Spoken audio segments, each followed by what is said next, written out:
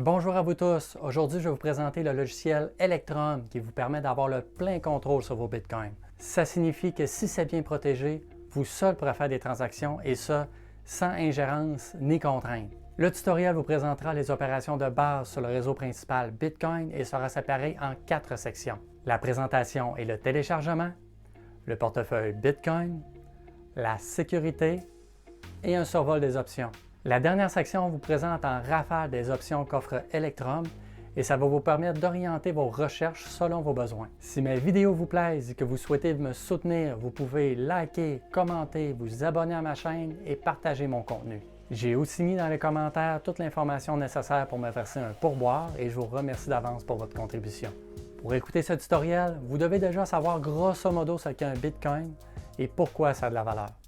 Et heureusement pour nous, Electrum est disponible en français. Vous êtes prêts à commencer? Allons-y!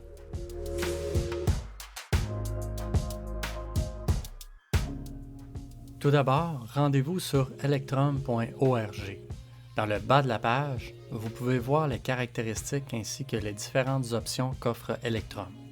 En gros, on y vante la sécurité et y présente les possibilités du logiciel telles que la récupération de votre clé privée via une phrase secrète, le transfert de votre clé privée vers d'autres portefeuilles Bitcoin, l'entreposage hors ligne de vos Bitcoins, ce qui les rend carrément impiratables, et la mise en place d'un portefeuille multisignature qui a le même principe que les chèques bancaires nécessitant plusieurs signataires pour être encaissables.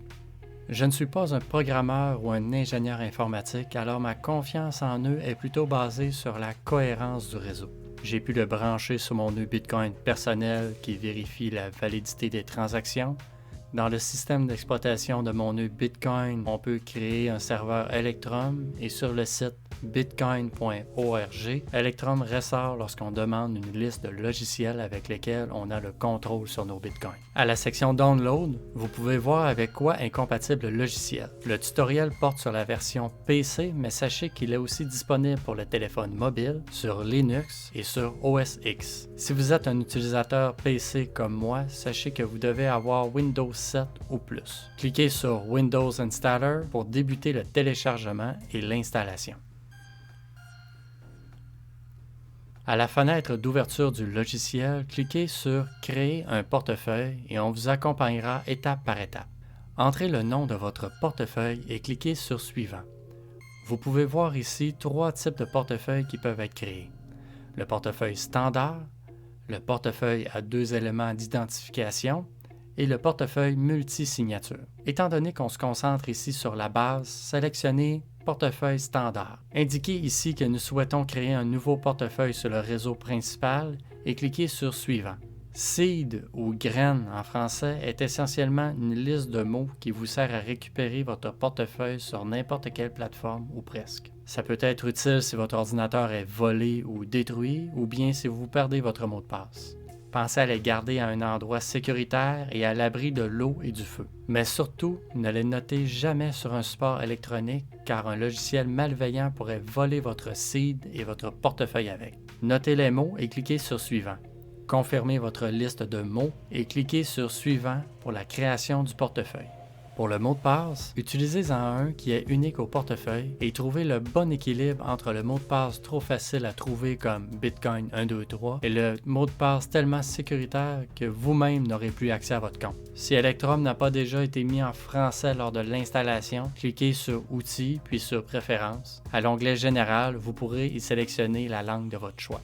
Dans le même menu, vous pouvez aussi personnaliser plusieurs éléments. Ici, vous pouvez choisir votre unité de base et je vous suggère de choisir Satoshi parce que c'est plus facile de dire posséder 1000 Satoshi plutôt que de dire je possède 0.00001 Bitcoin. À l'onglet Fiduciaire, vous pouvez sélectionner la monnaie fiduciaire que vous utilisez et dans notre cas, il s'agit de dollars canadiens. Ça va vous permettre d'avoir un estimé de la valeur de vos Bitcoins. Et voilà, votre portefeuille est maintenant prêt à l'utilisation. L'interface est relativement simple. En bas, on peut voir notre solde en Satoshi ainsi que sa valeur en dollars canadiens. Le voyant vert indique que vous êtes connecté sur le réseau et en haut, vous avez différents onglets qui vous permettent de faire des opérations. Historique affiche l'ensemble de vos transactions depuis le commencement et vous pouvez envoyer et recevoir en sélectionnant les onglets ici. Mais commençons d'abord en testant la fonction Recevoir. Ici, vous pouvez créer des sous-portefeuilles, ce qui aidera à préserver la confidentialité de vos transactions. À ce que je sache, vous pouvez en créer autant que vous voulez. C'est possible de créer une facture en indiquant une description appropriée, le montant en Satoshi ou en dollars canadiens, et une durée où la facture est valide. C'est également possible de créer une adresse ouverte à n'importe quel montant et qui sera toujours valide en cliquant juste sur « Nouvelle adresse ». Sélectionnez ensuite l'adresse qui a été créée en bas. En haut à droite, vous pouvez voir l'information sur l'adresse du portefeuille généré. L'onglet Adresse permet de la copier et de la partager via courriel ou texto, et l'onglet Code QR peut être utilisé si c'est possible de le scanner sur votre écran d'ordinateur.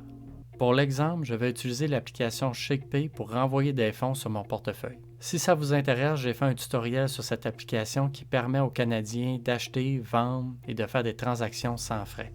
Donc sur ShakePay, je clique sur le petit code QR pour scanner mon adresse sur le logiciel Electrum.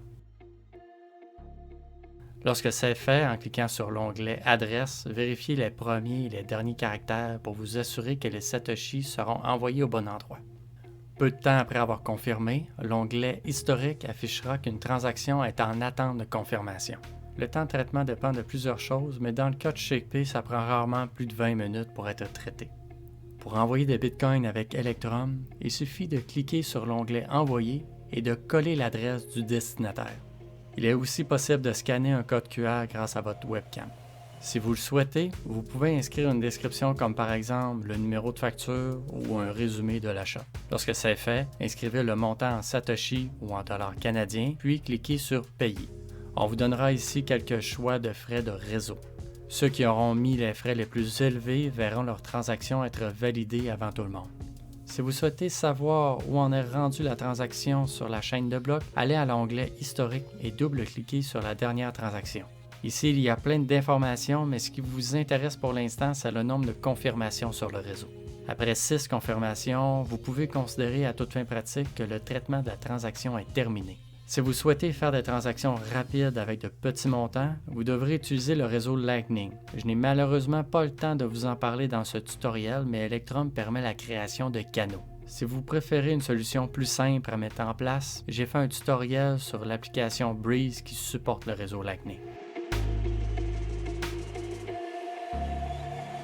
Quand je parle de plein contrôle sur vos fonds, je prends toujours soin de préciser que c'est un potentiel, une possibilité qui requiert que vous preniez vos responsabilités en tant qu'utilisateur.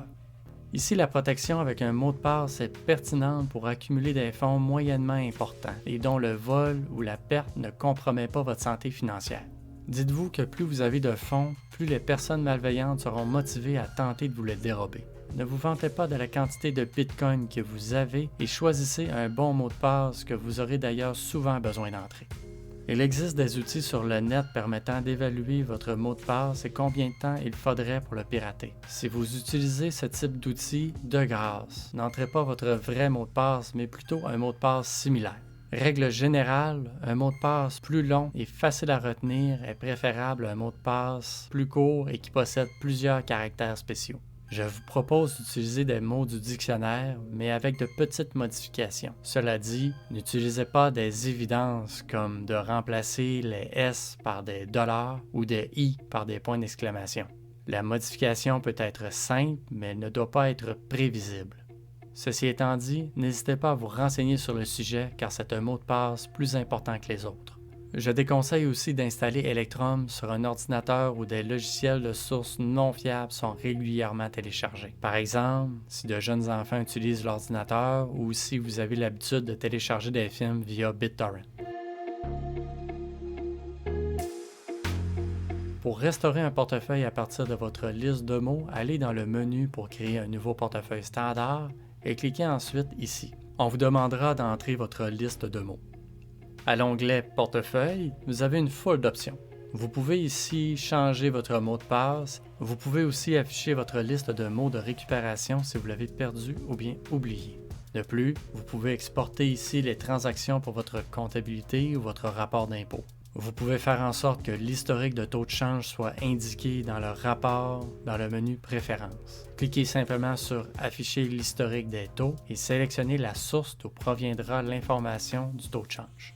Si vous êtes habile avec Excel et n'utilisez qu'Electron, ce sera facile pour vous de calculer votre gain ou votre perte en capital à déclarer. Si vous souhaitez communiquer une information hautement confidentielle, c'est possible d'encrypter un message en utilisant la clé publique du destinataire. Attention à ne pas confondre avec l'adresse du portefeuille. Celui-ci utilisera sa clé privée qui lui permettra de décrypter le message.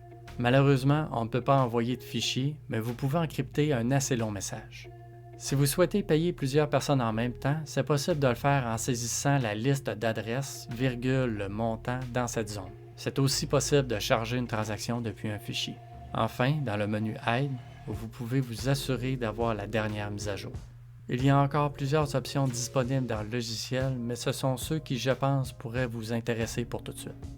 Electrum est une belle porte d'entrée vers un système encore plus sécurisé avec les portefeuilles multisignatures et les portefeuilles physiques hors ligne. Ça peut aussi être intéressant pour les organisations qui souhaitent avoir plus d'un signataire pour effectuer des transactions. De plus, Electrum permet la création de canaux Lightning si vous souhaitez faire des transactions à très peu de frais. Cependant, c'est un peu plus complexe et ça nécessiterait une vidéo à lui seul. Avant d'aller vers les options avancées, créez-vous un portefeuille de base et expérimentez à petite dose. C'est avec le temps que vous allez développer la confiance envers le protocole Bitcoin. Je vous remercie de votre écoute et en espérant vous avoir été utile, je vous dis à bientôt.